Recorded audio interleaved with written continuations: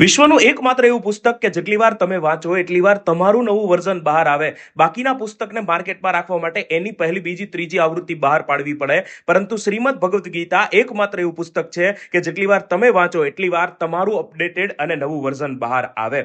આજે શ્રીમદ ભગવદ્ ગીતા જયંતિ છે, માગશર સુદ એકાદશી, કે જેને મોક્ષદા એકાદશી પણ કહેવામાં આવે છે.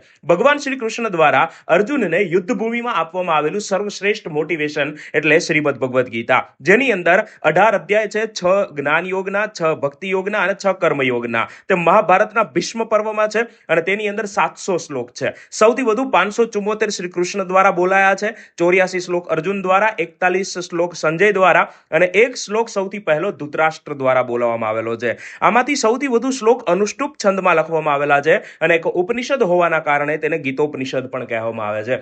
અર્જુન પહેલા ભગવાન સૂર્યદેવને શ્રીમદ ભગવદ્ ગીતાનું જ્ઞાન મળેલું હોવાનું કહેવાય છે અને શ્રીમદ ભગવદ્ ગીતાની અંદર તમારા તમામ શંકાઓ અને મુશ્કેલીઓનું સમાધાન રહેલું છે. એટલે જ તો કહેવાય છે કે મૂંઝાય છે તું મનમાં કે આવું થાય છે શાને, ખોલ તું ભગવદ્ ગીતા, એનો ઉકેલ છે પાને પાને. તમામને શ્રીમદ ભગવદ્ ગીતા જયંતિની ખૂબ ખૂબ શુભેચ્છાઓ.